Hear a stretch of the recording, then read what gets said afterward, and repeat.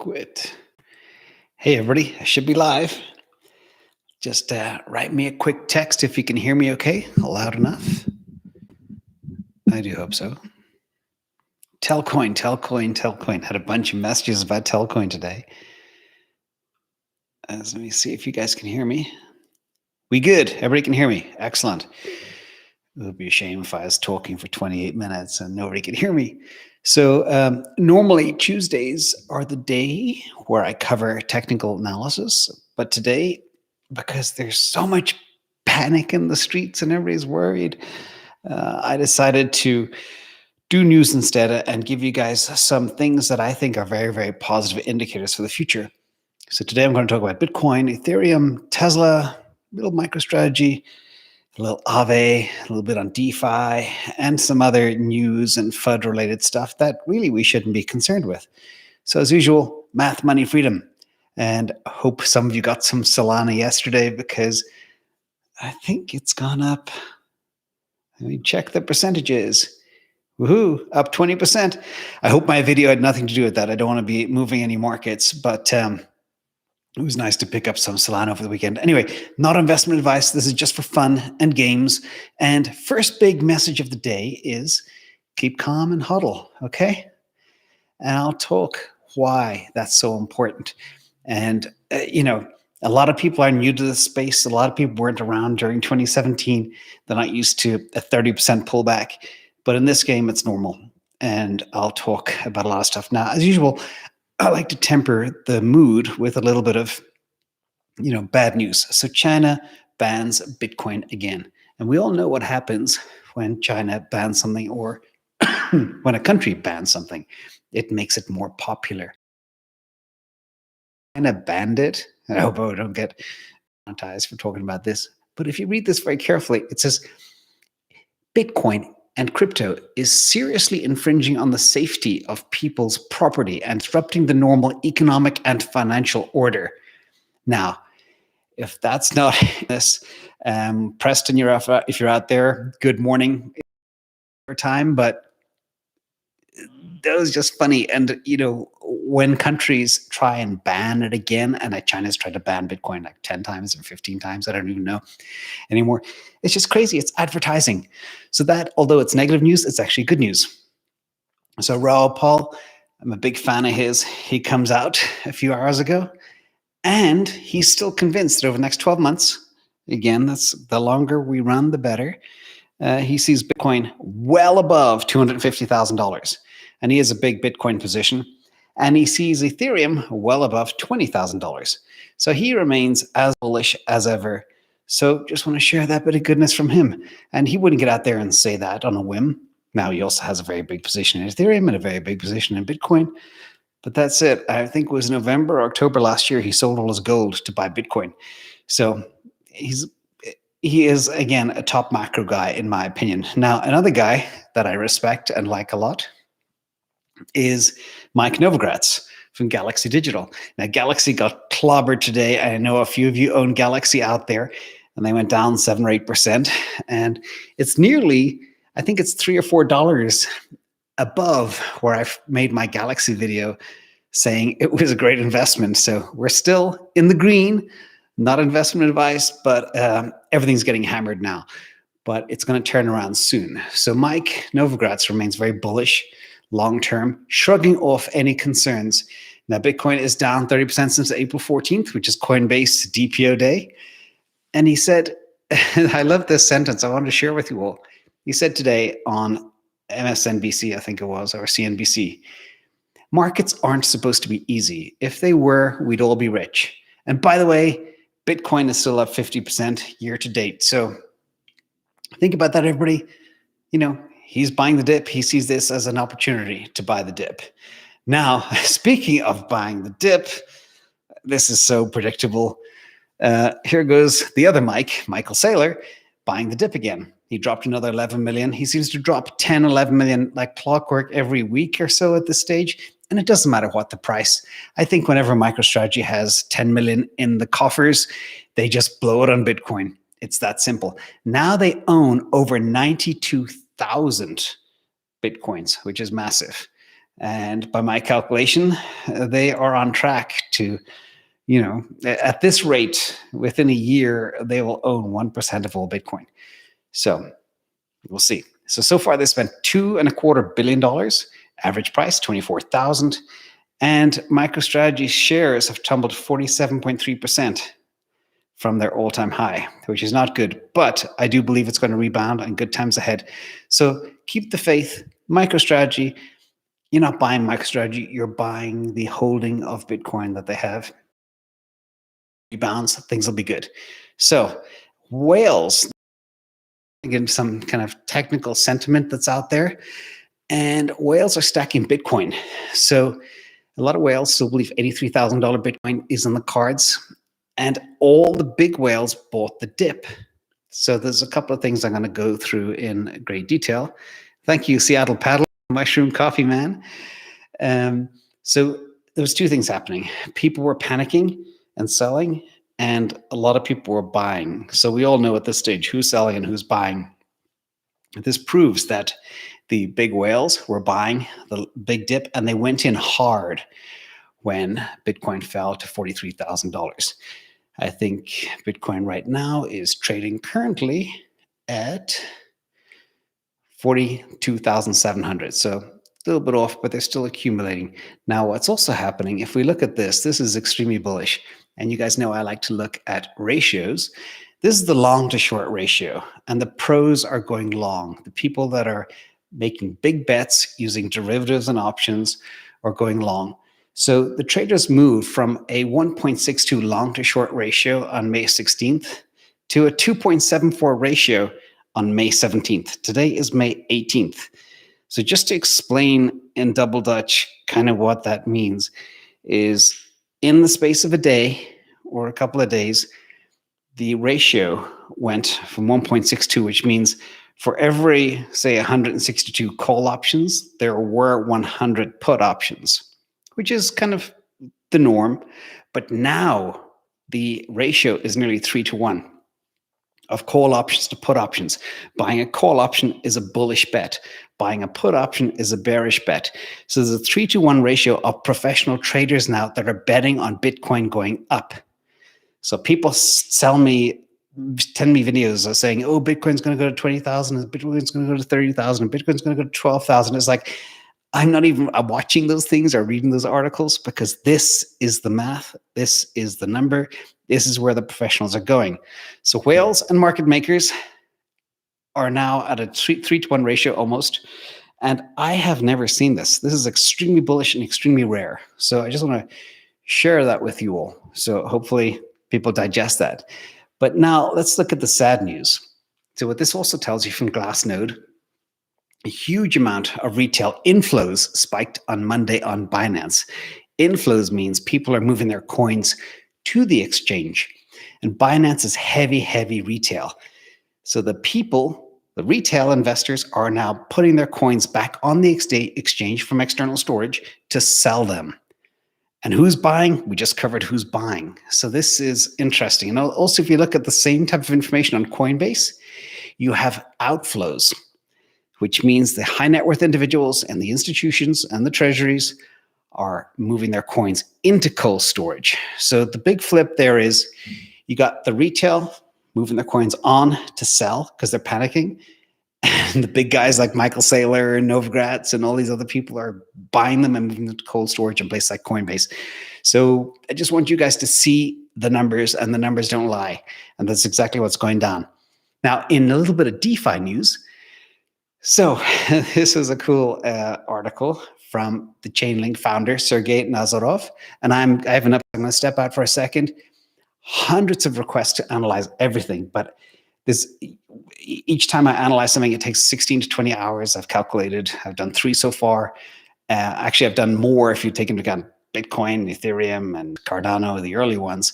But they take a lot of time. But I listen to you all. I read every comment, and I take your input.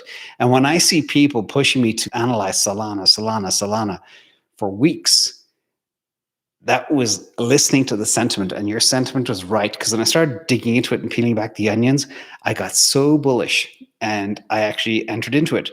big time. And I'm very happy I did because it's up 20%. So anyway, I listened to your comments. Please be vocal. The squeaky wheel gets the oil, as they used to say.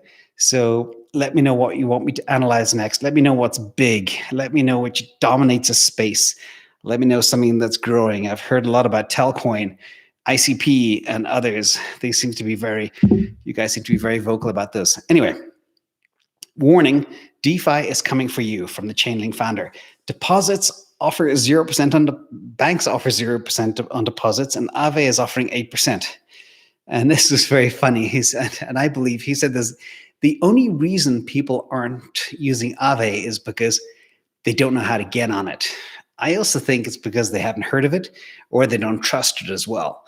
So once the adoption becomes more widespread and people start embracing these types of platforms, the traditional financial services world is up for a very rude awakening. It's like what we saw 20 years ago with a bank called ING Direct in the United States from the Netherlands.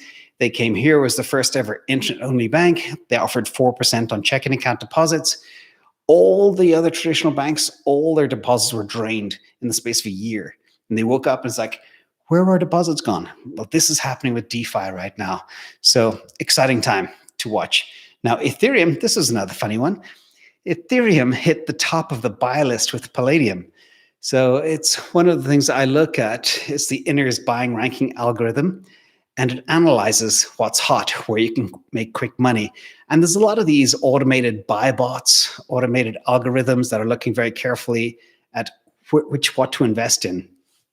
And people can subscribe to these lists.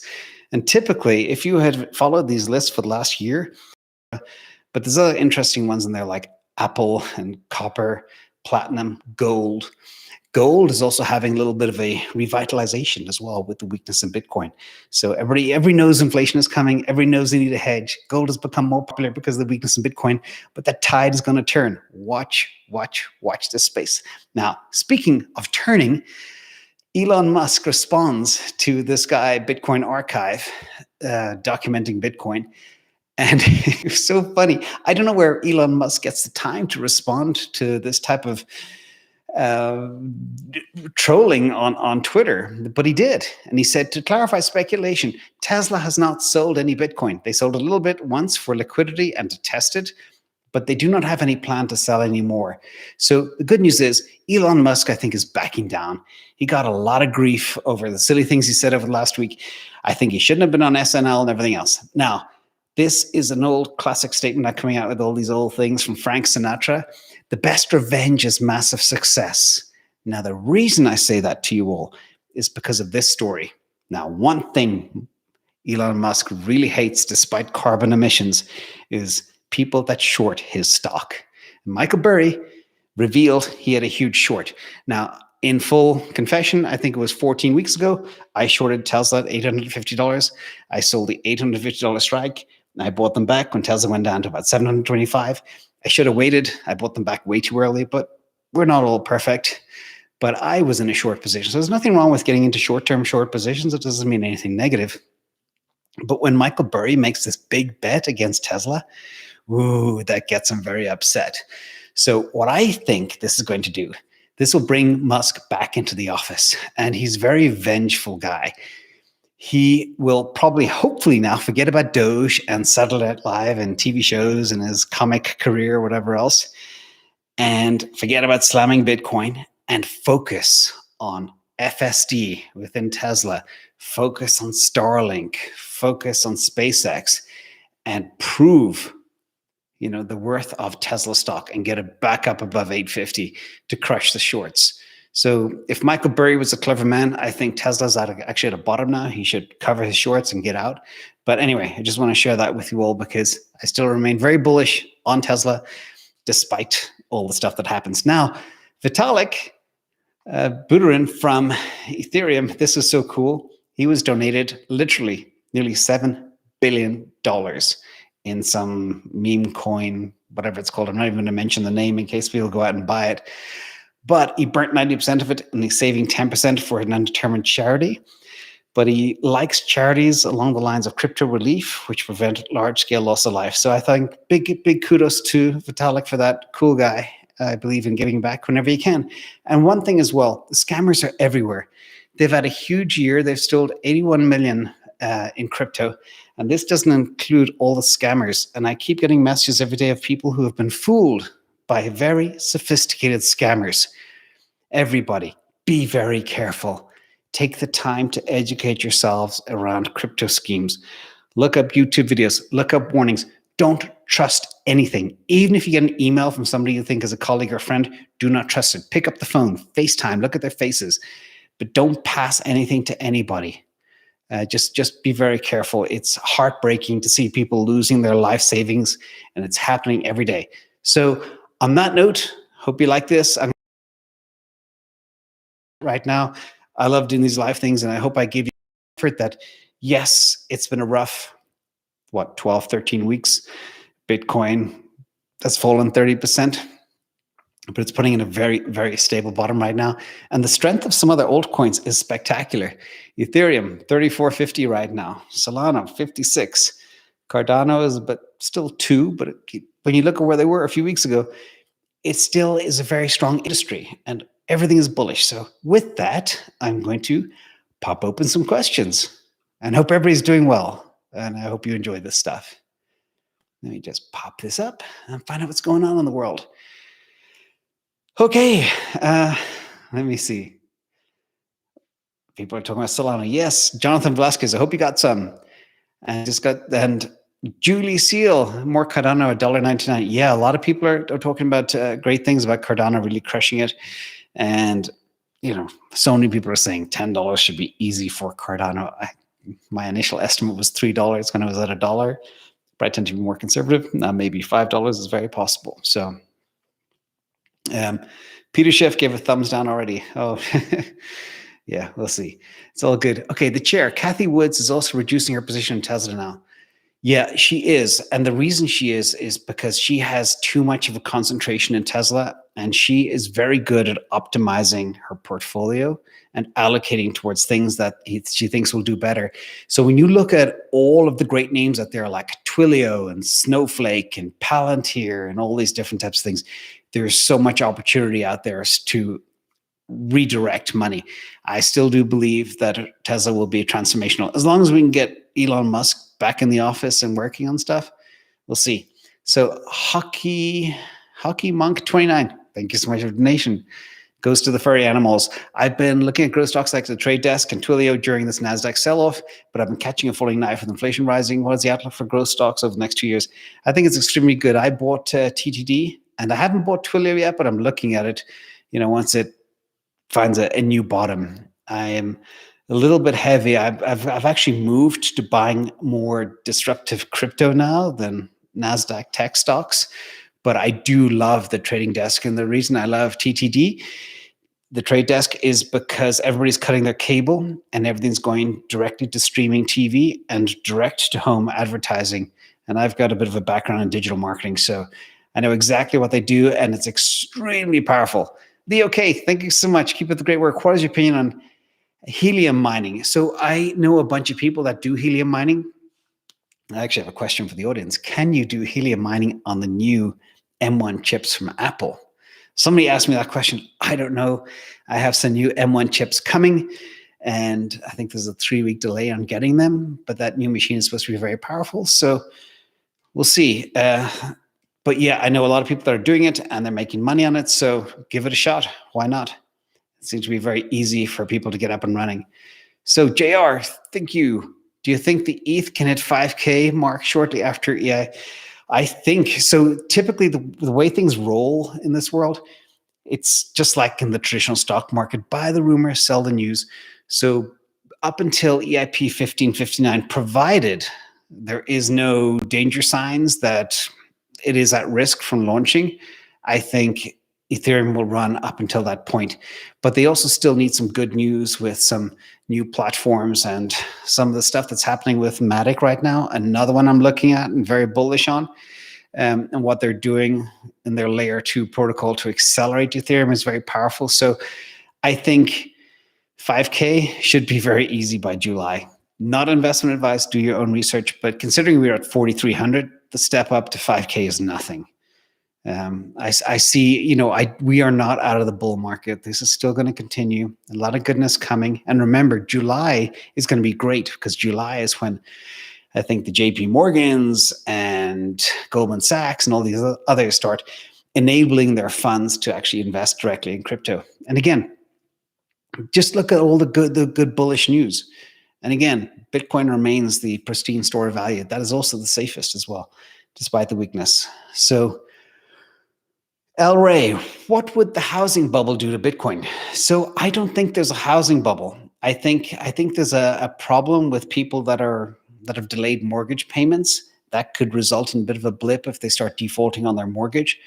But real estate is one of the top hedges for inflation, and people continue to buy. Interest rates are still low, and money is easy to get for most people. So I don't see too much of a crash, especially when I look at the appreciation rates that have actually occurred in certain cities in the US just over the past month or two. It's crazy. Like where I am right now, real estate's up 12% over the last 2 months. And if you're even lucky enough to get a house, everything's selling for cash real fast. Telcoin. Everybody's pinging me about Telcoin. Yes, I'm going to look at it, but I've got some other stuff in the bucket first, like AAVE. So, and cake as well. Hello from Texas. Woohoo. Niv Reshev, thank you so much. Best way to access ICOs, best way to access pre-exchanges to coins. Thanks for all your hard work. Yeah, typically, these things are sold to high net worth individuals and big money players, and they're very, very hard to get without an inside connection. But there are people that do get prospectuses from these coin offerings if they're in the right networks. So let me look into that for you and see exactly what can be done. But I've received a couple on my side. People always ask me, hey, do you want to be part of this early thing? And I'm much more conservative. I prefer buying things when they're a little bit established and have a little bit of a proven track record rather than get in early, because I'm acutely aware that 90 to 95% of all coins will fail. So we're talking about a small fraction actually succeeding. So be very, very careful of that. And Doug Fairling, yeah, everybody be careful of the scams. I mean, these, like, I know people, I'm on the receiving end of extremely smart, educated people that are getting scammed. And then they're kicking themselves. They're like, oh, how did I do that? Preston, should we DCA up on BTC? Well, if you just saw the video, the pros are saying yes. The indications, the institutions are still buying. Retail are selling. I think the 42K level on Bitcoin is strong. It just needs something good to happen. I was hoping Walmart would come out and say they put it on the balance sheet, but they haven't, or maybe they didn't disclose it. I'm not sure. But a lot of other people are definitely buying it up. So let me see what else is going on. See if I missed anything. Polygon Matic, yes, going to the moon. Everybody has an XLM.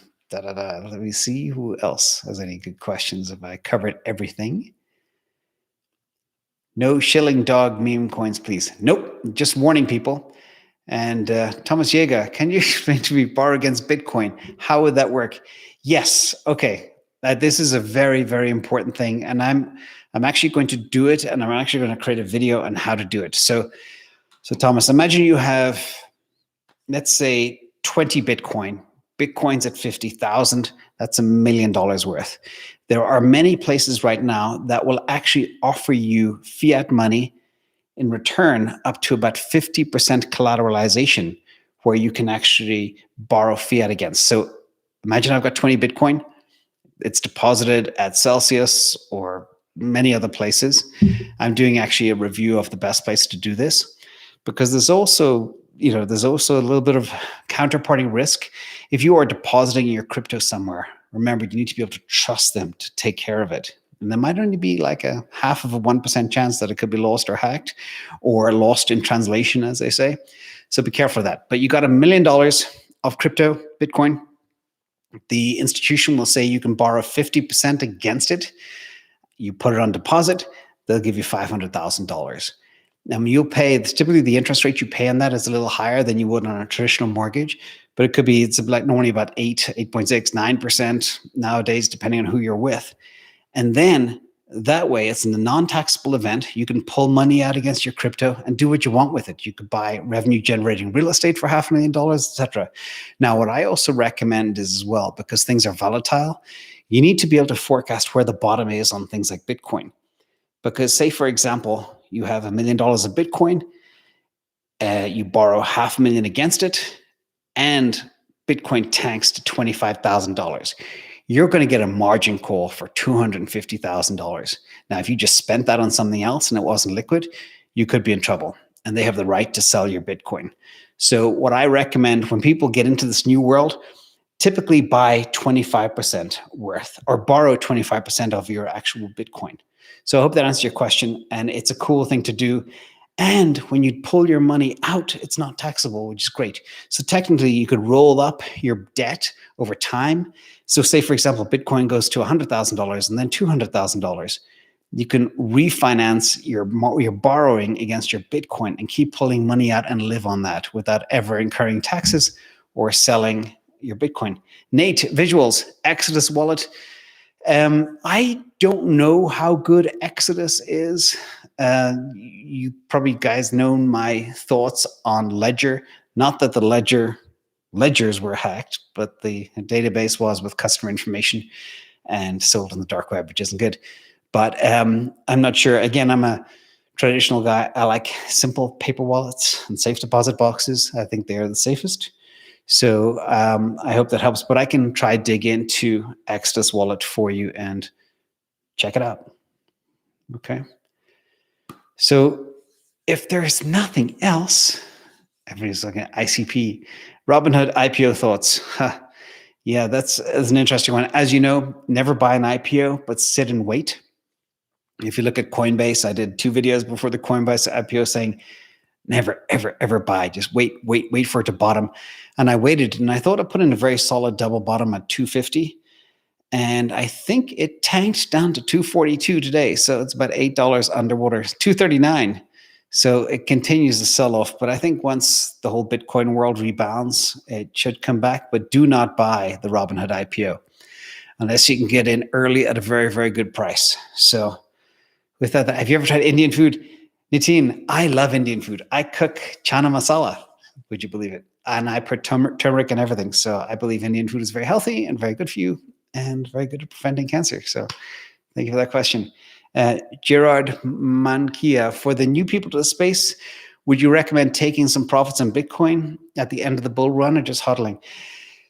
I think it's hard to say. It depends really on how high it goes. That's a very good question. I do plan on taking some profits on things like Ethereum, maybe Cardano, but it's hard to say at this stage until we see exactly how high things go. But if it's very important as well to live a little bit. And if you've made a lot of money and your cost basis is 9,000 and you got 10 Bitcoin, why not sell one for 100,000 if it goes there, or if it goes to 200,000? Or you can create an index scale where you sell a piece as it goes up incrementally. But I just believe in the scarcity of Bitcoin, and I believe over the next 5 years, it's going to be just incredible. So, well, let's see, I got a question. So Morganati, how do I buy Solana legally in the US? Well, first of all, if you live in Texas or New York, you can't use Binance, and Binance is the place I recommend to buy it. If you do live in, I think, Texas, New York, you can use a platform called FTX. And there's also one other platform you can buy it. And there's also some creative back channel ways of buying it too, by swapping it on decentralized exchanges. So do a quick Google search. You'll find the answer. But if you're not in New York or Texas, use Binance. That's what I use. Omar Herrera, thank you so much. I appreciate you all, and I appreciate how gracious and kind everybody is as well. And thank you so much. Again, in the comments below, I have a long list of things to analyze, and I'm honored as quickly as I can, but they take a lot of time, and we'll see. So thank you, everybody. Be safe. I'm going to sign off here, and we'll talk to you all soon. Bye.